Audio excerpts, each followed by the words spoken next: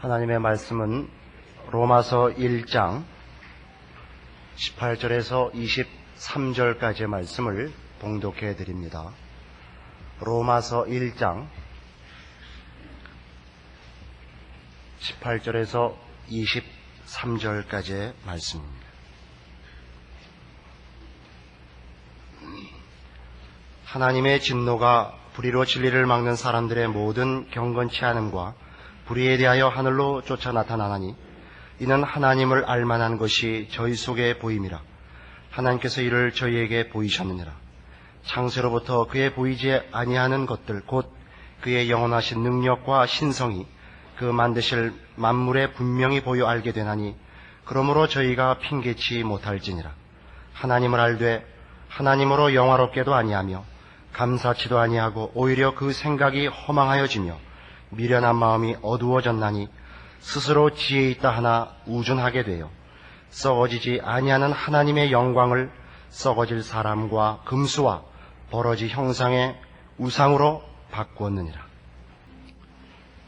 로마서에 들어와서 가장 우리가 심각하고 중요하게 기억해야 할 것이 기독교 신앙의 핵심되는 복음의 내용이 전혀 어떤 관념이나 개념이나 사상에 관한 문제가 아니라 예수 그리스도 자신에 관한 것이었다 하는 것이었습니다.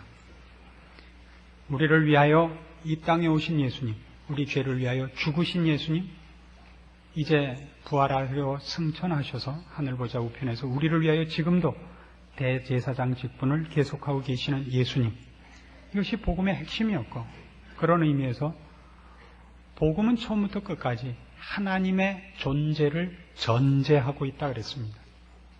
그래서 기독교 신앙이 하나의 관념론으로 흐르는 것만큼 무서운 것이 없습니다.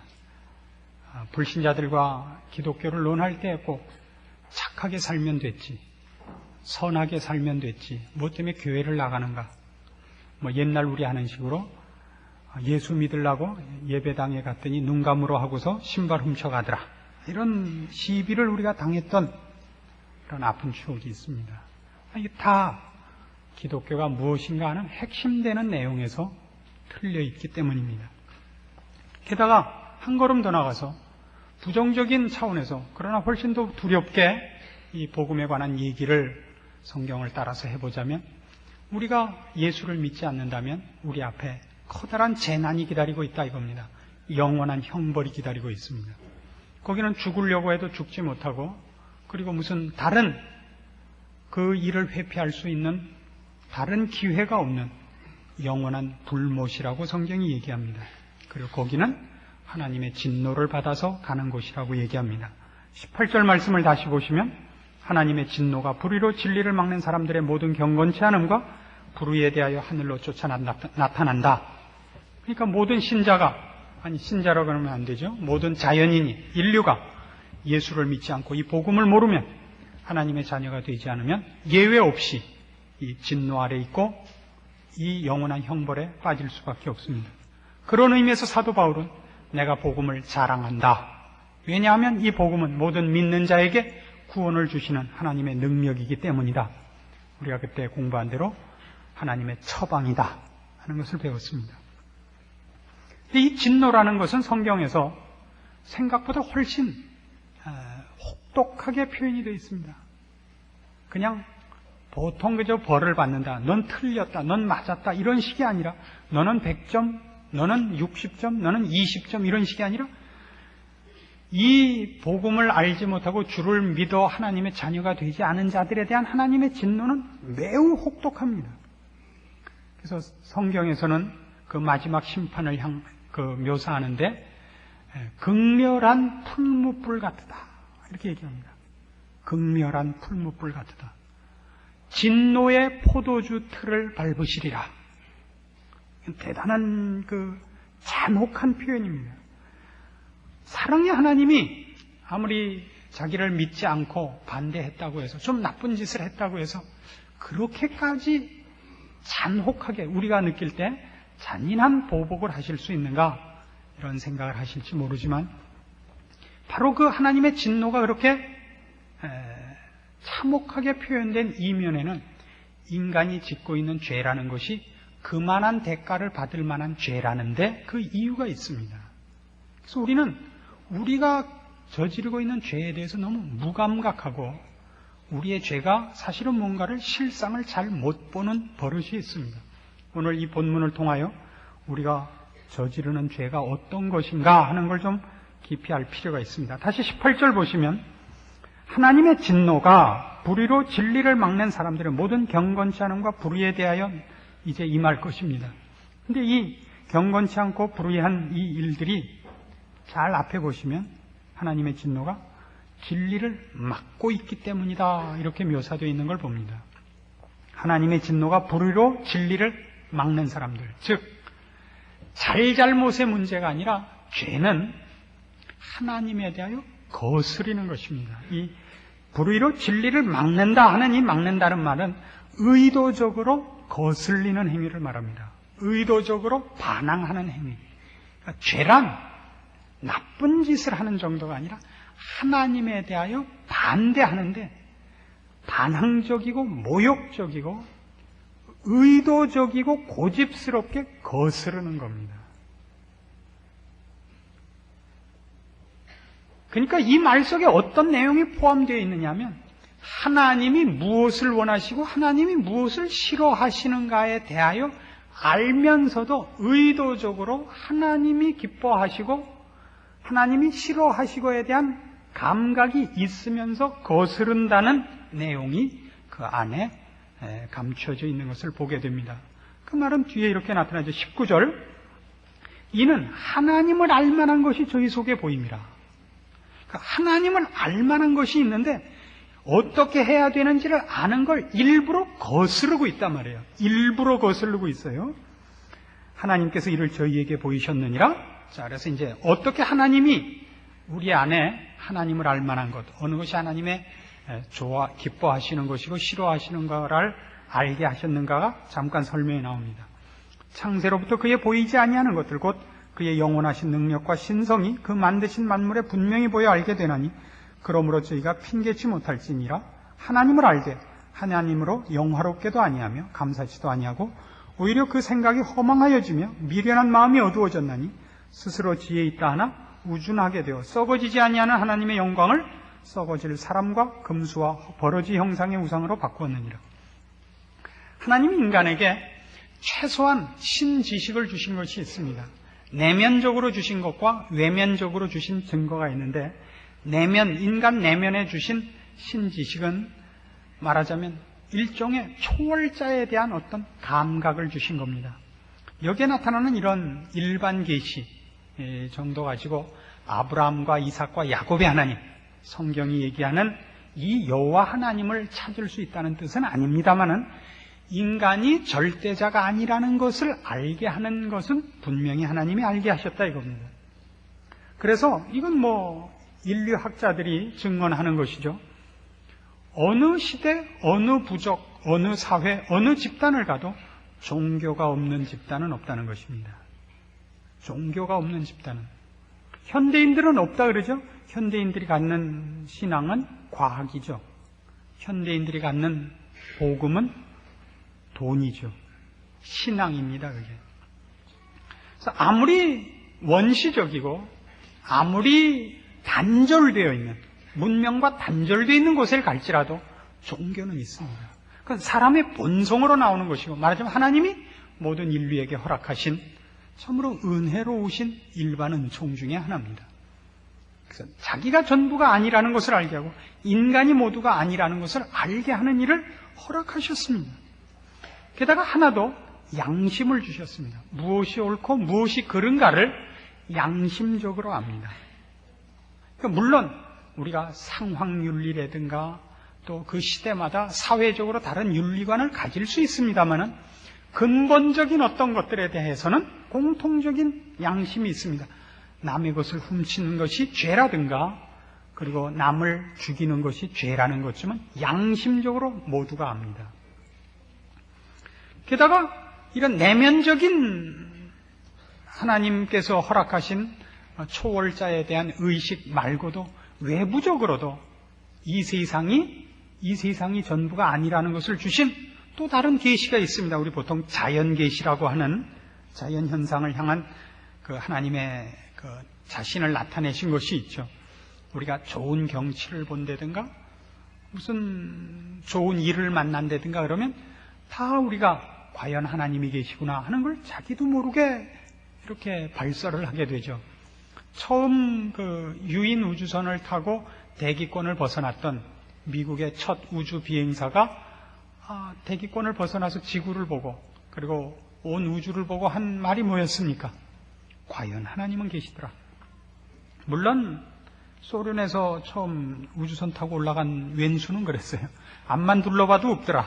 뭐 시력의 차이가 아니라 그 신앙의 차이죠.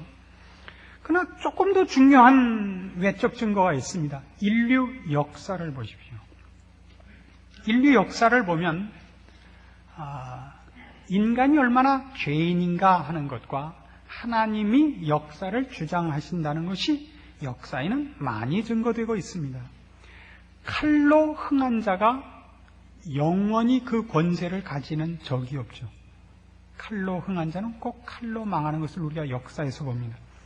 역사에 그렇게 힘을 썼던 바벨론, 아시리아, 페르시아, 이집트, 로마, 그리스, 나치 독일, 나폴레옹 어디나 다 그걸로 망했습니다. 하나님께서 악이 영원한 것이 아니며 이 세상이 영원한 것이 아니라는 것을 여러 군데 계시하셨고 우리가 역사를 보면서 결정적인 순간일 때마다 하나님을 부를 수밖에 없었던 일이 있었던 것을 기억하시죠. 노르만디 상륙 작전을 하려고 할 때 그 작전이 매우 중요했는데 일기가 나쁜 겁니다. 그래서 당시 연합군 사령관이었던 아이젠하워 장군을 위시해서 참모부에서 한 일이 뭐죠? 남은 일은 하나님께 기도하는 일밖에 없다. 인류 역사상 가장 시급하고 가장 중요하고 가장 중대한 일에는 언제나 인간이 속수무책이었다는 것이 드러나고 그리고 그때 만일 이렇지 않았더라면 큰일 날 뻔했다에 이렇지 않았더라면이라는 그 부분은 인간의 생각과 계획과 동떨어진 것을 우리가 경험합니다. 6.25 전쟁 때 우리 다 밀려나고 유엔군이 참여하게 됐을 때 안전보장 이사회가 열리고 거부권을 가졌던 나라 중에 틀림없이 거부를 해야 됐던 소련이 그때 이상하게 참석을 안 했죠. 그 이상하게가 그냥 이상하게냐 이거예요. 우리가 역사 속에서 배우는 게 뭡니까? 워털루 전쟁에서 나폴레옹이 패해서 구라파 역사는 그나마 민주화로 그 시작을 하는 좋은 계기가 됐죠. 그때 워털루 전쟁을 실패한 가장 큰 이유가 뭐냐 그럴 때 나폴레옹이 배가 불러서 졌다는 겁니다. 원래는 언제나 선두에서 말을 타고 앞장을 서곤 했었는데 그때는 너무 비대해져서 의자에 앉아서 망원경으로만 적정을 살피고 저 언덕 위에 능선 모양이 좀 이상한데 저기에 뭐가 있는 것이 아니냐 하고 거기 그 동네 농부를 불러다 물어봤습니다. 근데 거기 사실은 상당히 깊은 골짜기가 있었는데 그 농부가 어떻게 된 셈인지 나폴레옹한테 거짓말을 한 거예요. 아무것도 없다고. 그래서 전쟁이 터지자 워털루 전쟁에서 나폴레옹 군대가 그 기병이 그 선을 돌파하는데 그 깊고 긴 골짜기를 자신들 앞서 달렸던 전우들이 다 구덩이에 빠지어서 메꿔진 위를 지나간 거예요. 그래서 워털루 전쟁이 이겼습니다. 그렇지 않았더라면 역사는 또 어떻게 바뀌었을지 모릅니다. 이상하게 역사 얘기를 하면 하나도 안 좋으시고 성경 얘기를 하면 좋은 그런 이상한 현상을 제가 늘 봅니다.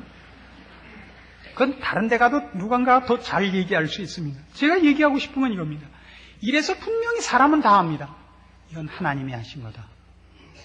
이건 인간의 능력의 한계를 벗어난 거다.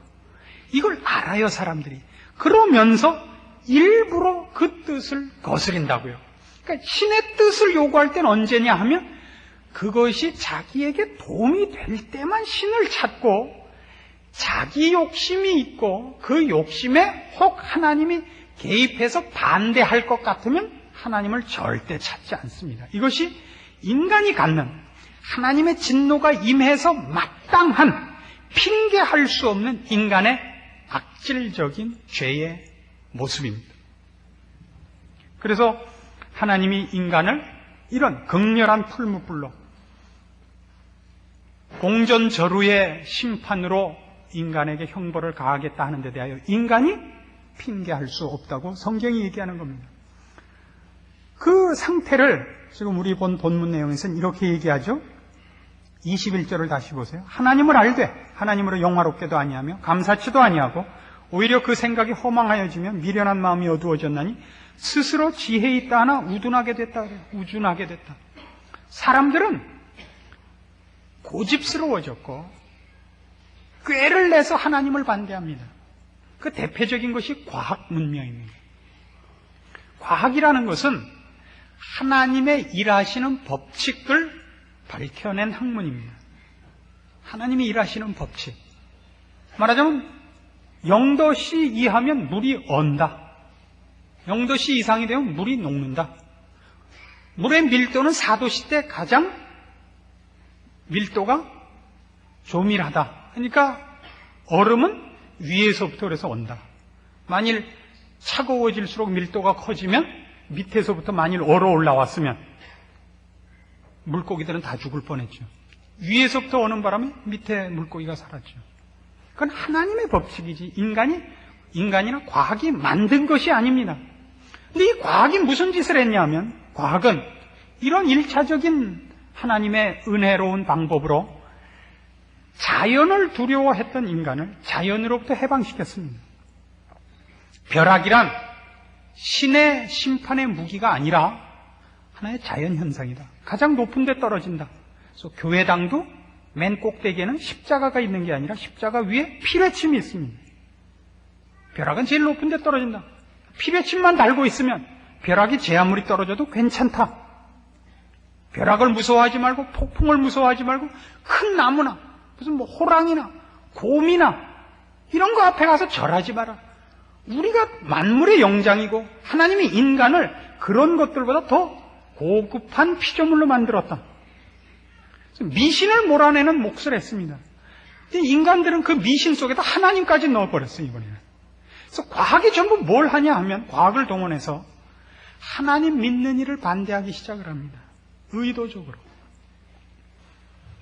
이 물질이 전부가 아니라는 데 대하여 가장 먼저 신경 쓰고 연구를 한 곳이 유물사관이 판을 치고 있는 소련입니다. 소련은 자체 내에서 심령과학 연구가 가장 발달되어 있습니다. 그건 누구나 인정을 합니다. 과학으로 다 증명할 수 없는 것이 있다. 과학 이상이 있다. 초월이 있다. 초월적 존재가 있고 초월적 현상이 있고 초월적 힘이 있다는 걸 압니다. 그러나 우린 과학으로 뭘 하냐면 아닐 거야 라고 어떻게 해서든지 하나님 앞에 굴복하는 일과 하나님을 믿는 일을 핑계대려고 합니다. 그래서 믿는 문제에 대하여 대부분 거부 반응을 보이는 사람들이 무엇을 동원해서 그 거부하는 자신을 변명하냐면 이 배웠다는 것으로 거부합니다. 제가 다녔던 중학교 때 생물 선생님으로 그때는 실력이 있는 분이었어요. 그리고 진화론의 추종자였습니다. 그래서 언제나 그 과목을 가르칠 때 되면 꼭 이렇게 묻곤 했어요. 여기 예수 믿는 놈들 있으면 손 들어봐. 그 손 들면 야 예수를 믿냐? 하나님을 믿냐? 내 주먹을 믿어라 임마. 그러곤 했어요. 지금쯤 아마 문둥병으로 문드러졌으리라고 믿습니다만 제가 졸업할 때까지는 멀쩡하셨어요. 이 진화론이라는 게 얼마나 허점투성인지 모릅니다. 이미 서구에서는 진화론은 하나의 가설이요, 하나의 학설이지 진리가 아니라는 것이 이미 오래전에 판명이 되었습니다. 그러나 우리나라 사람들은 죽어라고 아직도 진화론 수종자입니다. 왜냐하면 그만큼 문명이 낙후되어 있어서 그렇습니다. 그래서 무슨 진화론을 믿는 자는 창조론을 믿는 사람보다 더 깬 사람이라고 생각하는데 이건 아주 몰상식한 얘기입니다.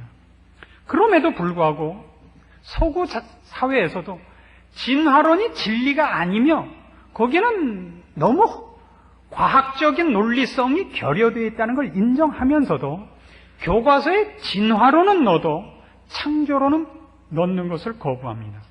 그래서 이제 신앙인들의 학자들이 교과서 내 생물 교과서 내에 창조론을 믿자가 아니라 신앙으로서가 아니라 하나의 학설로 진화론과 동등하게 창조론이라는 걸 학설로 아니 가설로라도 넣어달라고 요구를 하는 싸움이 일어났습니다.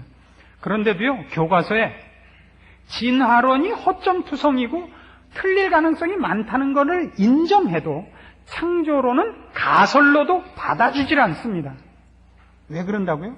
인간의 죄의 본성은 하나님을 일부러 거스리는 법입니다. 이걸 여러분이 잊지 마십시오. 우리는 어떤 오해가 있느냐 하면 무엇이 옳고 무엇이 그르면 옳고 그른 것을 확실히 알 수만 있으면 내가 옳은 걸 택한다고 생각하는데 인간의 죄의 본성은 옳고 그른 것 이전에 하나님을 싫어하는 감정적이고 고집스러운 존재입니다. 이걸 에베소서 4장에서는 이렇게 설명을 합니다. 17절 말씀 봅니다.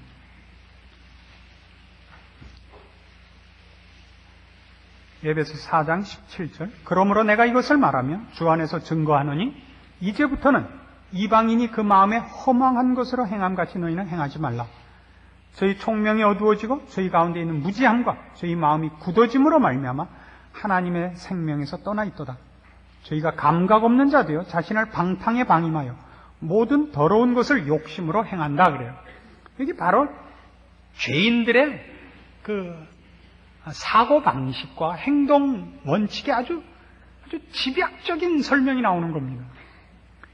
허망해요. 허망하다는 건 뭐냐면 일정한 목표가 없다는 뜻입니다. 일정한 목표가 없다는 건 진리와 절대에 대한 인식이 없다는 것입니다.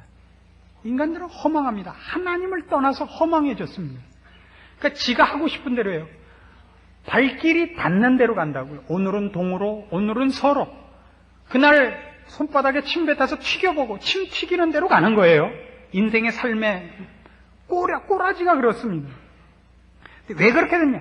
총명이 어두워졌습니다. 총명이 어두워졌습니다.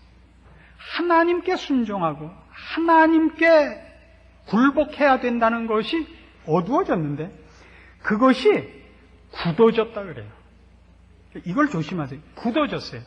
그러니까 틀린 것만이 문제 아니라 틀린 데다 고집이 있습니다. 이게 모든 무지한 사람들의 특징이에요. 무식하면 꼭 고집이 있어요. 무식한 사람이 고집 없는 사람이 없습니다.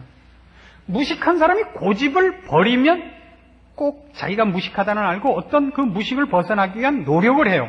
공부를 하는데 무식한 사람은 예외 없이 고집과 붙어 다닙니다.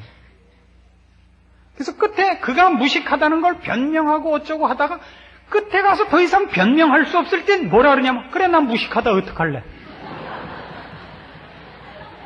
뭐 할 수 없죠 뭐.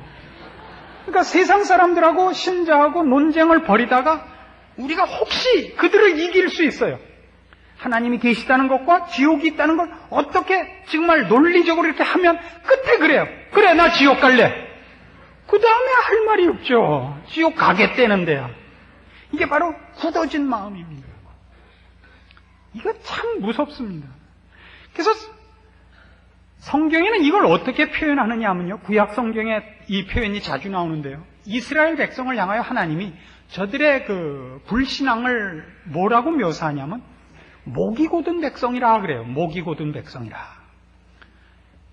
왜 매일 그 꾸중을 들어야 되냐면 이 이스라엘 백성은 하나님 앞에 특별한 간섭을 받은 백성입니다. 홍해를 건넜죠. 만나를 먹었죠. 반석에서 나는 샘물을 먹죠. 구름기둥, 불기둥의 인도함을 받았죠. 남다른 기적을 체험했는데도 불구하고 하나님 편이 아닙니다. 우리가 보면 이상하죠. 아니 홍해는 말고 그렇죠?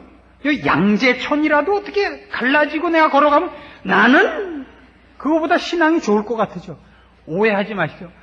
죄란 그렇게 간단하고 단순하지 않습니다. 죄란 훨씬 악질적인 겁니다. 여기서 목이 곧다는 건 뭐냐 하면, 그 의사들의 얘기예요. 인간이 증오심과 분노를 일으키면 제일 먼저 긴장하는 장소가 목이랍니다. 그러니까 고혈압 환자는 성질 내면 안 되는 거예요. 목이 굳어지는 거예요. 근데 이 생물 중에서 성질나면 목이 제일 굳어지는 거 뭐가 있습니까? 성질나면 목 굳어지는 거. 독사지요, 독사. 성질나면 대가리 쳐드는 거 아니에요. 그리고 목에 얼마나 힘을 주느냐 하면 이렇게 슬뿐만 아니라 코 불어보세요. 완전히 목이 부풀죠.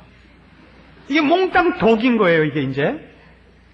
사람이 그렇다는 거예요. 하나님이 이스라엘 백성을 향하여 늘 꾸짖는 게 뭐냐면, 야, 내가 너희한테 해준 거에 대해서 너희가 어떻게 그럴 수 있냐. 입 닫고 모른다 그래도 내가 할 말이 없는데 왜 늘 독이 올라있냐 이거예요. 독이 올라있냐.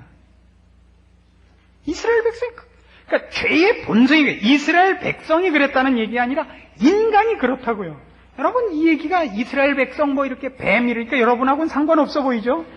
여러분은 아닌 줄 아세요? 제가 예를 아주 여러분들이 걸린 예를 들어보이죠. 여러분이 무엇을 하려고 하는데 그게 신앙적으로 해서는 안 되는 일일 때가 있습니다. 그렇죠? 주일날 어디 땡땡이를 치고 뭐 어디를 가셔야 되는 일일 때든가 뭐 또 어디 가서 고시도를 또 심심해서 뭐 죄는 아니에요, 물론. 그러나 조금 그렇게 넘어갈 수 있어요. 그러다 안 되면 등산 갔다가 돌이 굴러서 머리가 깨졌단 말이에요. 그럼 아이고 내가 이거 교회 가야 되는데 여기 왔더니 이렇게 됐구나 라고 돌아오면 괜찮은 수준이에요. 대부분 뭐라고 생각하냐면, 하나님 그래 치사하게 땡땡이 한번 쳤다고 돌로 치고 이러게 해요? 우리 꼭 그렇게 반발부터 한다고요. 아니 제가 그래 어쩌다 한번, 제 친구는 매일 해요. 전 지금 한 달에 한 번 고시톱 하는 건 이걸 반날 피박 써야 되겠어요? 하나님 무슨 내가 뭐 홍해를 갈라달라 그래 피박 면하게 되는데 그거 하나 못 해줘요. 금방 뭐가 나오냐면 감정적인 반발을 한다고요, 하나님께. 여러분이 복사가 돼요. 그렇게 웃어가지고 아닌 척 하지 마세요. 난 아니다 이거죠. 우리는 훨씬 죄라는 게 얼마나 무서운 건지 모릅니다. 하나님에 대해서 우리가 사실 지독한 감정적인 원한을 갖고 덤비는 나쁜 종자들입니다. 그래서 아까도 말씀드린 같이 분노의 포도주 틀을 밟는 것이 마땅합니다. 우리를 진이겨서 쌉니다. 하나님이 우리에게 유황불에 던지는 것으로 우리의 죄값을 받는 것이 싼 게 아니라 그래도 믿져요. 하나님 쪽에서 보면 우리가 한 짓은 그렇습니다. 그런데도 우리가 이걸 이해를 못하죠. 우리가 얼마나 악당인지를. 그리고 보세요. 지금 에베소 4장 17절 이하의 말씀 다시 봅시다. 19절. 저희가 감각 없는 자도요 자신을 방탕에 방임하여 모든 더러운 것을 욕심으로 행합니다. 감각이 없어져요. 죄라는 건 그렇습니다. 죄는 지면 질수록 점점 더 담대해지고, 그리고 거기에 자신이 드디어 사로잡힙니다. 대표적인 예로 이걸 보십시오. 여러분이 얼마나 바로 이런 지금 성경이 얘기하고 있는 죄인된 본성과 그 행위들을 신자가 된 이후에도 얼마나 많이 갖고 있고 실제로 행하는가를 보세요. 이 세상 생활을 하다 보면 정직하게 사는 사람들이 언제나 손해입니다. 그렇죠? 악하게 살아야 돼요. 악하게 살고 꾀를 부리고 살아야 됩니다. 친구들끼리 이렇게 모여서 생활을 하다 보면 묘하게 돈 안 내는 친구 있죠. 식사하고 꼭 나갈 때 화장실을 가요. 아니 들어올 때 화장실을 갔다 와야 될 거 아니에요. 그래야 그나마 많이 먹을 거 아니에요. 속 비우고 들어와야. 그런데도 조금 먹는 한이 있어도 돈 안 내려고 나갈 때 화장실을 가요. 다 낸 다음에 아유 벌써 냈어. 그것도 뭐 한두 번 속지 뭐 몇백 번을 그러는 거예요. 그 밤낮 욕합니다. 저 왼수는 치사하게 비겁하게 그래 놓고도 나중에 뭐라고 얘기를 하느냐 하면 그렇게 살아야 돼. 안 그랬어요? 그렇게 살아야 돼. 체면은 잠깐이고 돈은 영원한 거라고. 그렇게 살아야 돼.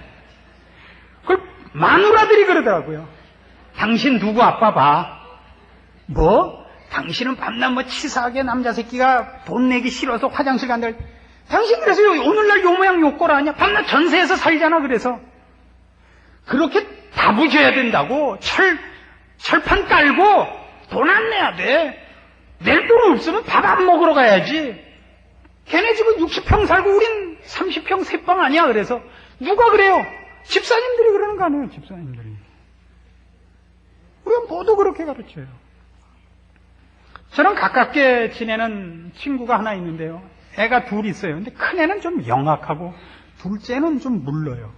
그 첫째는 시험을 잘 봐옵니다. 공부한 거에 비하면. 어떻게 잘 봐오냐면 시력이 좋아요. 실력은 없는데 그 두리번 다 보이는 거예요. 그게 또 영악해가지고 본고대로 쓰는 게 아니라 본 것 중에서 이제 많은 쪽으로 골라 쓰는 거예요. 그러니까 공부 하나도 안 해가는데 96, 98 늘 그렇고 둘째는 40, 42 이런 거예요. 그러니까 첫째 번 해보고 그러는 거예요. 야, 넌 어떻게 시험을 잘 봐오냐. 그러니까 자랑 삼아 이렇게 얘기를 하는 게 큰애가. 엄마도 그게 그냥 되는 거겠어. 내가 짠짠히 봤지. 그럼 뭐라 그러냐면 야, 너 그럼 못 쓴다. 공부해 가서 해야지. 이렇게 남의 거 컨닝하면 되냐? 그래 놓고는 남편한테 와서 저게 날 닮아서 그런지 저게 아주 영악해요. 저건 빨가벗겨서 얼음구덩이에 내놔도 저건 되겠어요. 근데 둘째 때문에 참 걱정해. 저건 좀 바보같이 저거는 컨닝 하나도 못해요. 저거는.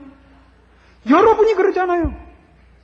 여러분 애한테 여러분이 가르친 게 뭐예요? 너 그렇게 살면 안 된다. 너 정직하면 안 된다. 너 그따위로 살면 안 된다. 네 돈 꼽을 치고 친구 돈으로 먹다가 돈 떨어지면 헤어져서 돌아오다 혼자 사 먹어라. 여러분이 가르친 거 아니에요. 그렇게 가르치고 있다고요. 신자가 남 다른 데가 없습니다. 왜 그렇게 됐죠? 세상 사람들이 모두 그렇게 사니까. 저들은 하나님을 모릅니다. 저들은 이를 악물고 하나님을 반대하고 자기 손으로 사는 것을 자랑 삼습니다. 여러분도 그러면 어떡합니까? 뭐가 다른 겁니까? 저들은 하나님의 진노를 받아 마땅합니다. 거기서 우린 구원을 받았습니다. 그럼 달라지셔야죠. 달라지셔야죠. 정직하게 사시고 사람한테 놀림 당하는 것을 감수하셔야죠. 그리고 하나님이 기뻐하시는 걸로 만족하셔야죠. 누가 뭐래도 좋다. 하나님만 좋아하신다면 우리는 어떻게 됐어요? 하나님은 아무래도 좋다. 난 사람한테는 관세 못 받겠다. 그게 무슨 신자예요? 오늘 우리가 이 싸움에 걸려 있는 겁니다. 하나님의 진노가 불의로 진리를 막는 모든 사람에게 임할 것입니다. 여러분들도 그렇게 하나님을 두려워하지 않고 불의로 하나님의 진리를 막고 목에 힘주고 뻔뻔스럽게 사신다면 여러분도 그 진노의 대상인 줄 아셔야 됩니다. 그러나 사실 우리는 그럴 수 없는 사람입니다. 주를 믿는 자입니다. 그 죄로부터 구출받은 사람입니다. 달라지셔야죠. 달라지시란 건 윤리와 도덕적인 요구가 아닙니다. 우리의 복이 뭡니까? 뭐가 행복입니까? 남의 걸 뺏는 게 행복이 아닙니다. 어렵게 살아도 하나님이 내 편이요. 하나님 앞에 인정받는 것이 그것이 복입니다. 그것이 행복입니다. 자랑입니다. 그 남이 아이고 그렇게 살아서 어떻게 그러면 웃으세요. 그냥 싸우지 마. 당신은 벌 받을 거고 나는 천국 갈 거. 싸우지 말고 아유 어쩜 이렇게 똑똑하세요. 참 지혜로우시. 아유 저는 왜 이렇게 바보죠. 그러고 잊으세요. 그렇게 하는 거예요? 그렇게 하는 거예요. 야 오늘 설교 참 맞다. 어쩜 이렇게 쪽집게 같이 찝냐. 그리고 또 웃고 또 왁실로 살 거죠. 고치세요. 신자답게 살아주세요.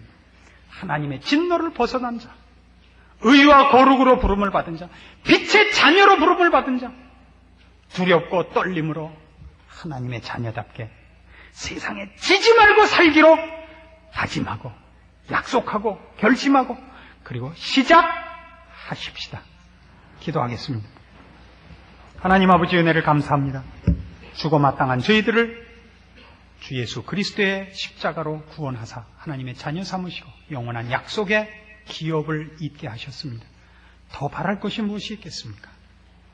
충성된 하나님의 자녀가 되게 하시고 주님 한 분으로 만족할 수 있는 신앙을 주시고 세상의 악한 것들과 저 조롱하는 저 세력 앞에 우리의 신앙을 팔아먹지 않게 도와주시옵소서. 그리고 우리의 삶의 거룩과 영광을 통하여 생명과 진리를 통하여 저들이 그 악한 생활에서 돌이켜 주 안에 돌아와 우리와 함께 믿는 일이 우리 인생에서 나타나도록 강한 증인으로 서기에 부끄러움이 없도록 지켜주시옵소서. 지금은 우리 주 예수 그리스도의 은혜와 하나님 아버지의 극진하신 사랑과 성령님의 교통하심이 주의 자녀된 그 특권과 자랑과 책임을 기억하고 승리할 것을 약속하고 돌아가는 심령들 위해 영원토록 함께 있을지어다. 아멘.